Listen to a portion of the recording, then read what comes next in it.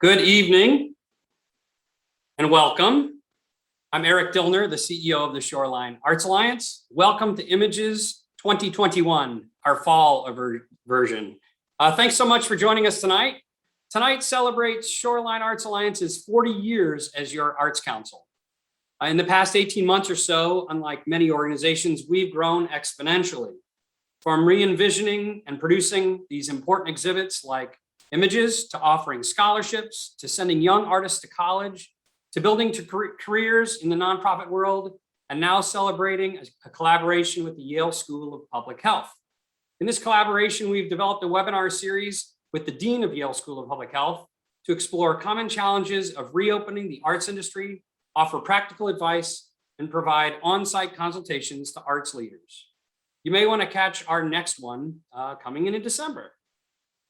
Images was created in Shoreline Arts Alliance's founding year to celebrate the gift of the photographer, their keen eye, the innovative approaches, and their ability to capture a moment in time. It has grown over the years thanks to our dedicated volunteers, you, the photographers, and our spectacular jurors. And I got to tell you, this year, we've outdone ourselves. We've got a great team. In addition to going into the gallery, I encourage you to really explore the online gallery. Just click on their photo and the artist, read a little bit more about each artist, it's right there for you. You'll find out what inspires them and what they care deeply about as artists around the world.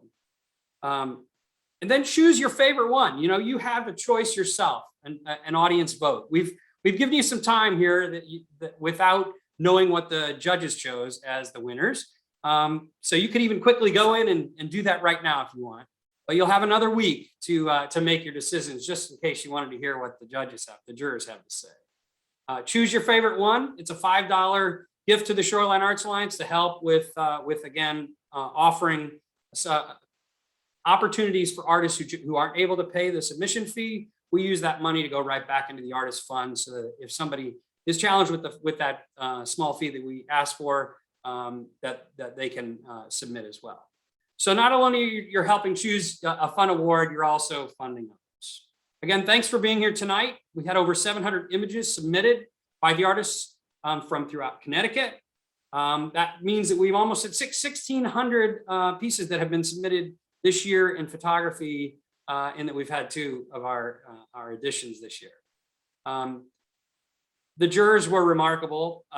They're incredibly talented. They're respected authorities in the world of photography. You're going to get to meet them all here very shortly. They really took care to review each and every one of the pieces. The process was so fun. It was remarkable. I wish you all could have been a part of it. They each showed such love and care for your work, for everyone who submitted work. No one was left out in the process of really thinking through what you were trying to put through your photography. So I'm so thankful for these very, very caring judges that we had with us today, with us in the last few weeks.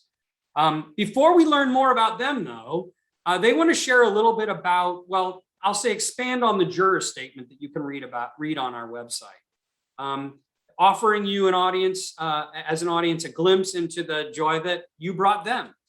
So I'm thrilled to introduce our 3 judges. We're going to learn, as I said, a little bit more about them here in a minute. But we have Joseph Gerson, Stella Kramer, and Archie Lasalle. And we're going to start by offering the floor to Joseph, and then maybe you'll pass it along to Stella and Archie.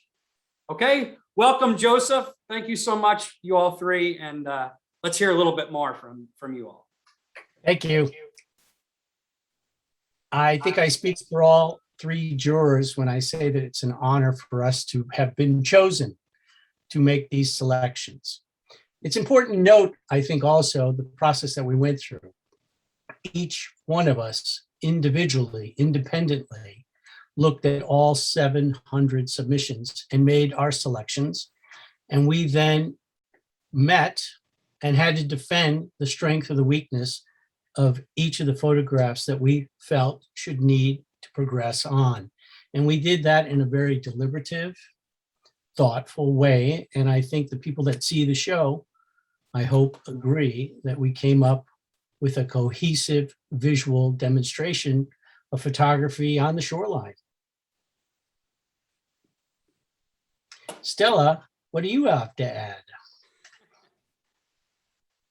I wanted to add that one of the wonderful things about jurying a show that has no theme is the unexpected that pops up because you don't know what you're going to see next, and how enjoyable it was for all of us to be able to go from image to image, having no idea what the next photograph would be. I felt that it allowed the three of us to react without any preconceived notions. It allowed us to open our eyes, to really examine the work, to really consider the work, and to see that even though we were looking through different eyes, that we found a commonality in the way we saw things, in form and in composition and in technique. And I really enjoyed that. Archie?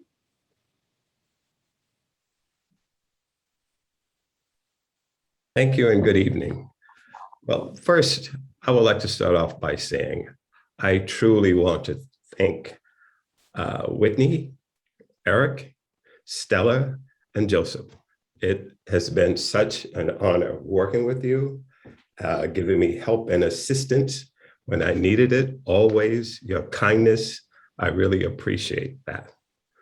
Now, as far as my piece that I would like to add, I think the three of us, Stella, Joseph, and myself, would really and truly like to thank and honor all of the people that participated as young artists, older artists, what have you, mid-career artists.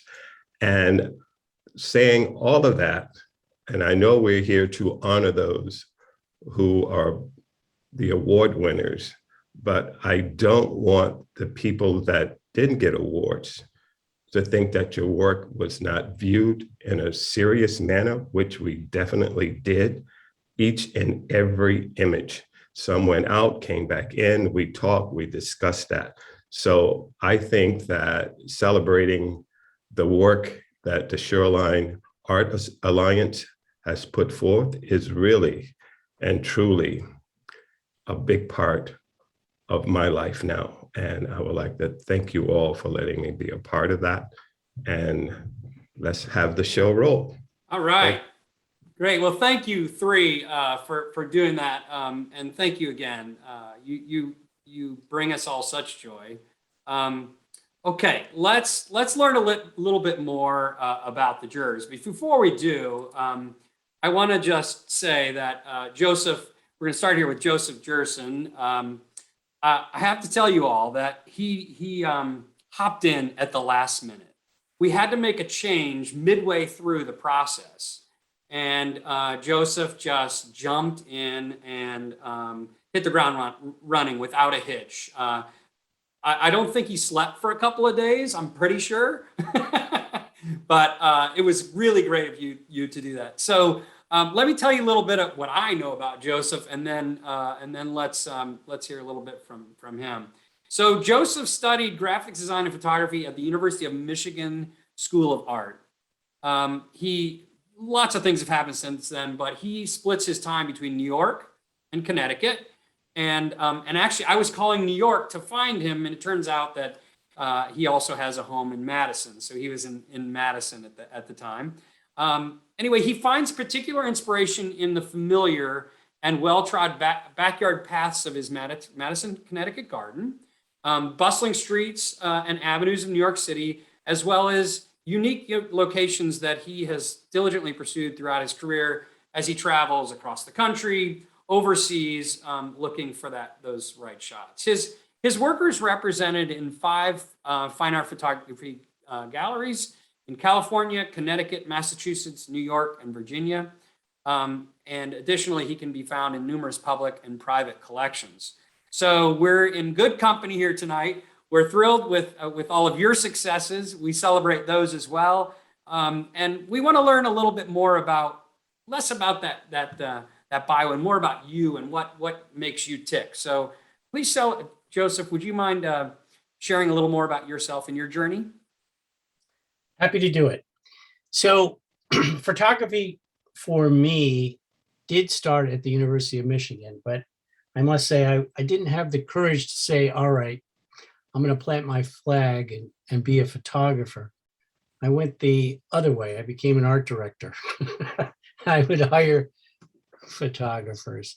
But I did it as an avocation for a great portion of my life until 9/11. And I was working in live events. They couldn't happen after 9/11. I picked up my camera again and I started shooting. And I got a lab to print a lot of my negatives. I didn't have the darkroom. And from that experience, people pointed me to the galleries that they knew to be adding new artists. And that's how I got the collection of many of the galleries that I still am represented by. But I think my story is encouragement for all of those who believe that from a standing start, that nothing can really happen. Well, it can, but it takes a lot of hard work. I identified the galleries that I wanted to be a part of. I went through a big process of putting together promotional material of my work, and that's when it began to gel. So don't lose hope, continue shooting, and good things happen to those who work for it. That's a great message. Thank you so much, Joseph. Well, again, we're so fortunate to have you tonight, and I'd love you to help us jump right in here and start helping us celebrate some of our winners. So I'm going to pull up the screen here a little bit. So we're going to start with the Ann Christensen Award. So Joseph, if you don't mind, why don't you jump right in and help us do that? You want me to say the name of the person? I do. So this award is to the photographer which leaves a lasting impression. And I will show it to you. There it is. There it is. Anastasia Fasnakis, I hope is how I pronounce the last name. We were struck by its surreal nature. It obviously has its roots and maybe some inspiration too from people from like Rene Magritte in Son of Man. But here was an image that I think distinguished itself because it was by design. Much of the work that we were looking at was found. Here was something that was planned and created with intention. And we thought, even because it was in black and white, it became more about the whole composition. It's beautiful, it's simple, and it's memorable. Wonderful. Well, congratulations, Anastasia. We're thrilled for you. And we're going to now head into our first honors award. So we have 4 first honors awards in no particular order. They all are equal in their award. Our first of 4, I think, Joseph, you're going to help me with that one too. I am. Bring it on. There it is. Timothy Pyle. Well, this is an interesting photograph because it, the genre many people refer to as ruin photography.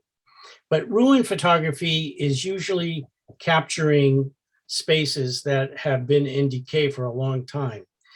This has a bit of optimism to it because if you look at it carefully and you see things like a painting that's probably just been placed there, there's a certain optimism, a realization of a revitalization that we would like to think is taking place.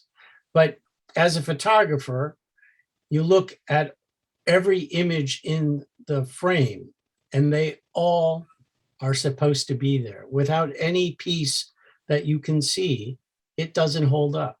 So it was well crafted. And for that reason, we gave it this honor. Thank you so much, Joseph.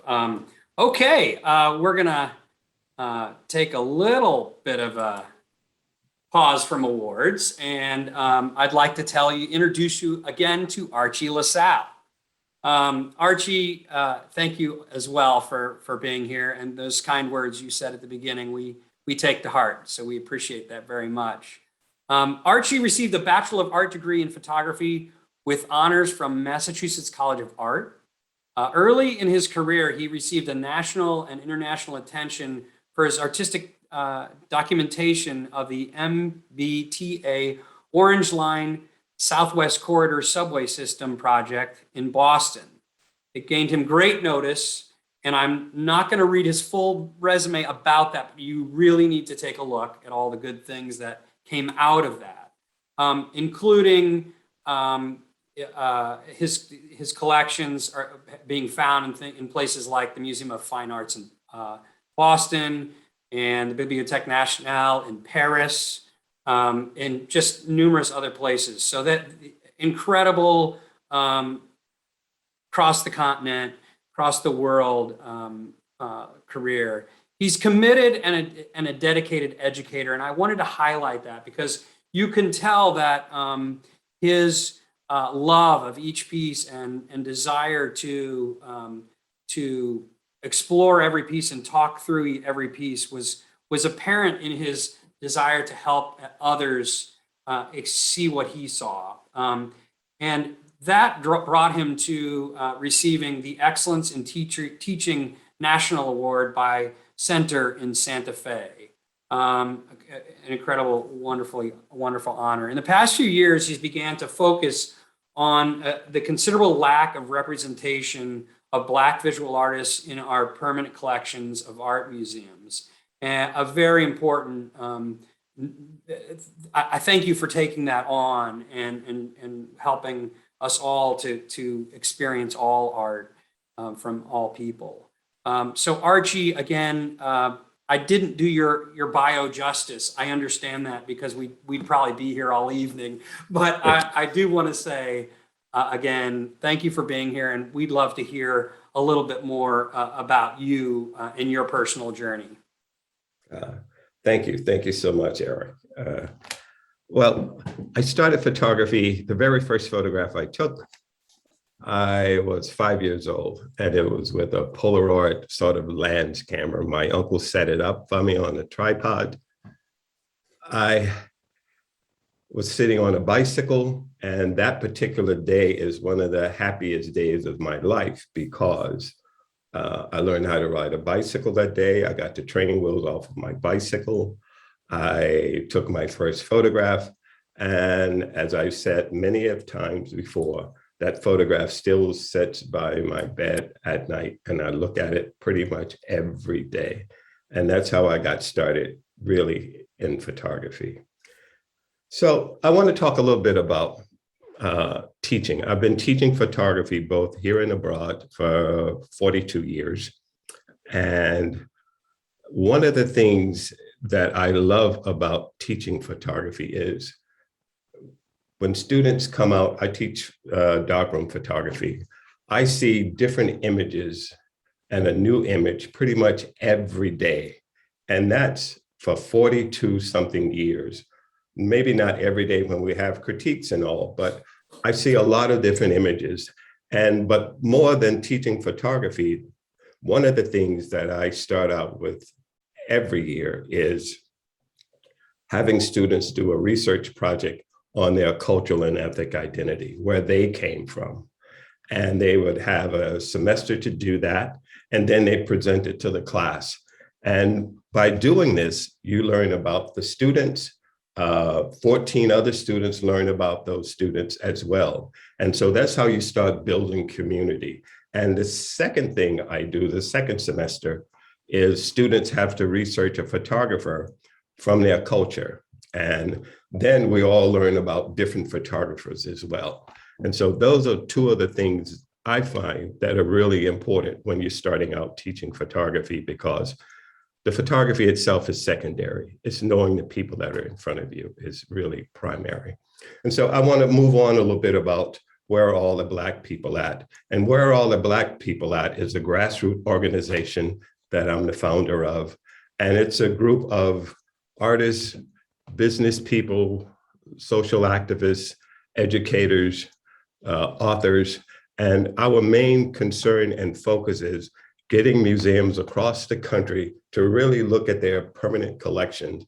And it's abysmal. It is less than 2% is by Black and brown artists. And so those are the things that we do. We work one-on-one with people, organizations like the Museum of Fine Arts here in Boston, the Rose Art Museum, which I'm a member of the board now, which work from the inside, to Harvard Museum.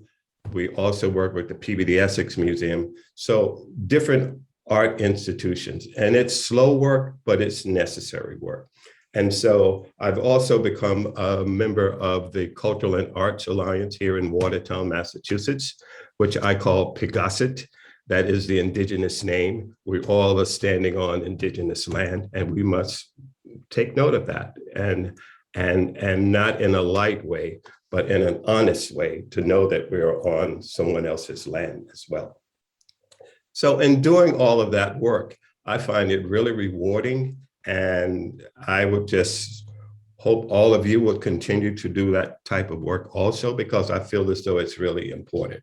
So that's sort of a background that I can bring forward. And if you want to see more, you can also look at the website of Where All the Black People At. Thank you very much.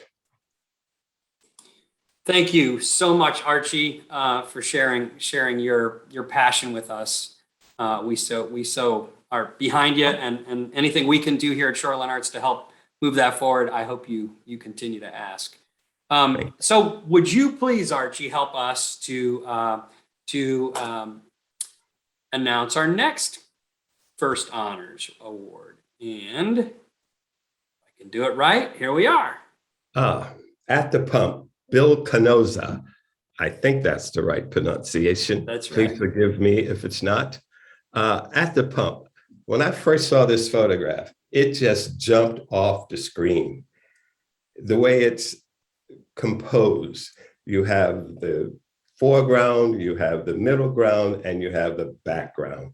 And it is really well put together. I mean, let's start out with the concrete in front, the lines drawn. And then you look at the vertical lines going up, the pump itself and the taller line. And then behind that, you have the 1972 Buick Limited Edition 225, a boat of a vehicle. At that time, that car was built, the gas was about 36 cents a gallon. And so, but when you look at the car, even without it, it's a well-composed photograph. You have the horizontal lines going across, you got vertical lines, and then you have the background of the tree. All of these things just really screams out, look at me. I'm a car guy, but even without the car, I think this is a wonderful image. And I just love all of the lines, as far as the lines on the building, all of that coming together, the bumper of the car going up beyond the red of the bottom of the pole. And the reds are the only thing in there that really jumps out at you. And I just think this is well composed, from the pump to the window to the door, all of that. Thank you. Yes, and congratulations, Bill. Let's move along to our next one here, our next First Honors. And Archie, again, I think you're going to help me with this one. Here it is. This is Mike McCarter. Mm-hmm. This image, stepping out. When I look at this image, I see ruins. I see the graffiti as far as a contemporary piece, and then you have the human form. And when I look at this, it looks to me, when I really put it all together, like it's an Egyptian statue. And when you look at the form of the person's right leg, how it's pointed towards the door, how the left leg goes back and up on its toes to the wall, and just a slight movement of the hand and the wrist on the door frame, it is just absolutely wonderful. When I look at the right side of it, and you have the light going across, and you see the graffiti. So what you have is you have a contemporary ruin, and it's just, it has all of the features of a classic ruins that you would see in Greece and Rome or parts of Italia, and definitely the Egyptians. And that's what I see in this piece. I just think this is just a wonderfully composed image. And just look at the graffiti of today. You see the horse, you see something that says kids. It just goes all over. And I can't help but think of ancient times when I look at this piece. And then you look at the tattoo on the form. It's just all ties in together with the graffiti as well. Thank you. Thank you, and congratulations again, Mike. I'd like to introduce to you now, again, I guess you've already met her for a second, but this is Stella Kramer. Stella is a Pulitzer Prize winning photo editor and creative consultant. She's worked with such top publications as the New York Times, Newsweek, People, Sports Illustrated, Entertainment Weekly. We're yet again here in amazing company. She's based in New York City, but works nationally and internationally as a private consultant to help photographers strengthen their creative eye, put together with the strongest portfolios and websites that reflect their work, and then to set the course to reach their personal and professional goals. Stella has worked on many of the major news events in recent history. As a photo editor of the New York Times series, Portraits of Grief, she memorialized those who lost their lives in September 11th, 2001 terrorist attacks. She was awarded along with the Times editors and writers the 2002 Pulitzer Prize for Public Service, as well as the 2002 Infinity Award for special recognition from the International Center of Photography. First of all, congratulations. I know that's been a while, but that's fantastic, Stella. That's really exciting. We're so, and she also won the 2002 Pulitzer Prize for breaking news photography with others at the New York Times. So congratulations. Thank you so much for joining us and being a part of this process. Your input has been extraordinary as well. Can you please just give us a little more about you? Tell us more about your life's journey as well. Well, I have to say from the start, I am not a photographer. I do not take photographs, which makes me very different when I look at photography, because I look at photography all the time. My mother was an artist, so I grew up in a creative household, going to museums since I grew up in New York, taking art classes myself. So I bring a different type of an eye when I look at work. I see it less technically and more in terms of composition and form and color and storytelling. I started out wanting to be a reporter, but my first job in New York, I fell into the photo department at Vanity Fair magazine and suddenly realized, oh my goodness, I never even considered how do people find photos? How do they take photos? And from there, I just fell into photo departments. I ended up at Time Inc. then, it's now Time Warner, and rummaging through the massive historic archive that they had for all their magazines, Time Magazine, People, Sports Illustrated, etc. And that's where I got my education about photography. I spent a lot of time in the lab because it was right next to the picture collection. And I learned the technical stuff that I didn't know, but I never picked up a camera because I realized that was not my way of contributing. I worked at most of the major magazines in the days when there were major magazines. And then, yes, I ended up at the New York Times in spring of 2001, which ended up being an extraordinary period of time, of course. All the Pulitzer things that you mentioned in the Center of Photography Awards all were a result of 9/11. And it was not an individual as much as a group effort, but it was an astonishing thing. And after I left the New York Times, I started working one-on-one with photographers because that's really what I enjoyed doing. Seeing other people's work, helping them to shape their bodies of work, to learn how to tell stories through their work, whether it was a 1-image story or a 25-image story. I've worked with book projects about the old Domino sugar factory that ended up being turned into luxury housing on the Brooklyn waterfront, to a very successful book called The New Yorkers that Robert Herman was working on, a sort of a body of his work of New York City street photography. And now I publish a photo zine called Stella Zine, which started during the pandemic because I was sort of going out of my mind and thought I had lost all sense of creativity, and found a collaborator in a designer named Mike Hartley. And the two of us worked over Skype to put this little magazine out. We have 3 issues. We're working on our 4th to come out probably by the end of the year. And the object is to give focus to unique bodies of work that are not seen enough. So I search out photographers, genre, open for every kind of genre. And I just want to have work that I feel is really deeply compelling to give it an audience. And that's what we're set to do. So each issue is completely different from the one before because we don't want to fall into a rut of creativity.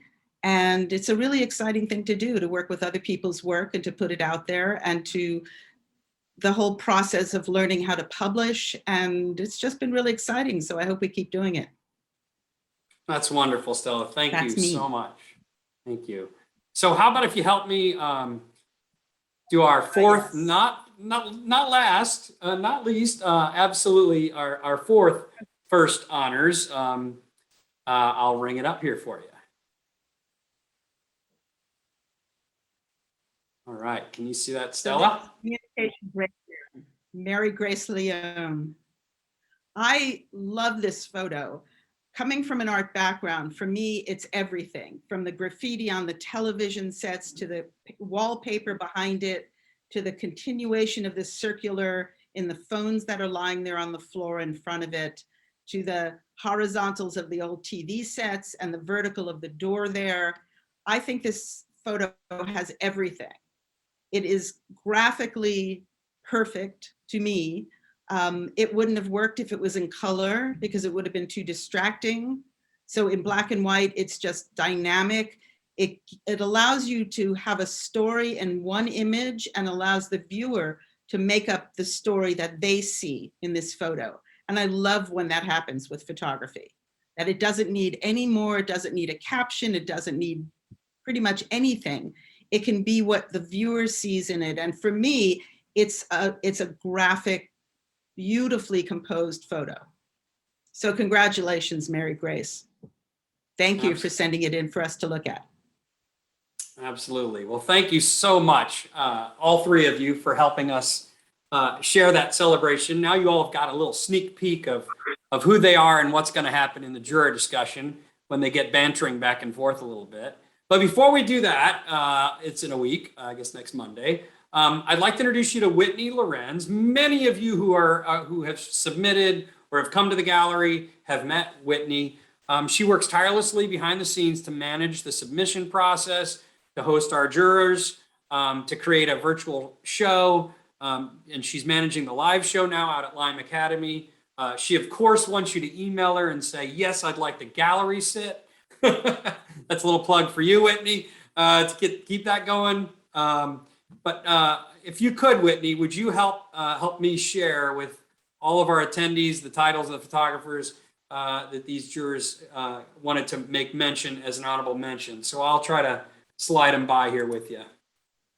Yes, of course. Thank you for that. I just want to say first, it was a privilege to be able to get a first look at all these wonderful photographs, and I'm so excited to be able to announce the honorable mentions again this year. So without further ado, the first is Kathy Conway, the Red and Blue 2. We have Leonard Hellerman, The Gathering. Marcy Duran, Husk Cherries. Stephen Klusick, The Land That Is. Mike McCarter, Morning Moment. Ali McFadden, Foggy Sunrise. Nina Nelson, On the Cusp. Alan Samuel, Geyser at Winter Noon. George Schwab, Spirit. Elizabeth West, Yellow Dahlia. So congratulations, everyone. It's a great group. Absolutely. Congratulations. We know that they all wanted to talk about all these pieces as well. you may catch some of them and many of the others coming up at our next event, the Juror Discussion. Again, congratulations to you all. We just want to say thank you for submitting and being a part of this. We know how important the photography is to the world of Connecticut, and we so much want to thank you for really sharing this opportunity with us to share all this work with our donors. Our donors have really stuck with us through the pandemic. Our corporate donors, are some of our larger individual donors have really been there, and it's because of your work and because of what you do that they are here. You know, they're not just there to give. We want them to know and understand your world. So tonight was very important for them as well. They'll get a copy of this video to see it. So I just want to say thank you so much to those folks who helped make an evening like this happen. I also want to thank our board of directors who work tirelessly, because as you can imagine, this year has been a struggle for many in terms of giving. So they're working to help those who can give more, so that they can build in a little bit of cushion there for us. They didn't think they were here just to raise money, but guess what? The pandemic has really turned it that way. And now they've been thinking about what we're going to do for the future and build this company even bigger so we can do more of these kinds of opportunities for us all. Amazing Images Committee worked. We've been finding our way, this new way, and you all have done just an amazing job. Lynn Fisher is the chair, John Calio making all the wonderful graphics for us, Jim Elting, who is stepping into that role in the gallery in our live show, and all the others who really worked just tirelessly to make this all happen. I just can't thank you all enough for doing that. And again, I want to just remind you about our Juror Discussion, November 15th, 7 o'clock. We'll be right here at the same place. You'll need to make sure that you do sign up so you get the new login code. And we'll also be announcing the Audience Choice Award that night. So don't forget to vote. Make sure you go to the website and do that. And while you're at it, we want you to think about purchasing some of that work for these fine artists, because it really means a lot to them. And we hope that something strikes you so that it's important to have it in your space at home or at work or in one of your maybe your art studio as well. So check us out on Facebook, YouTube. This is on Facebook tonight. It'll continue to run, and we'll also have it up on YouTube soon for all those who couldn't make it tonight. Again, I want to thank you for all that you do. Sign up for Instagram, be in Facebook with us. Again, how about if our jurors, could you all turn on your microphone just a second and say something so we can see you wave goodbye. We want to say thank you all so much for being here tonight. Have a great evening. Thank you, Stella, Joseph, and Archie. Well done.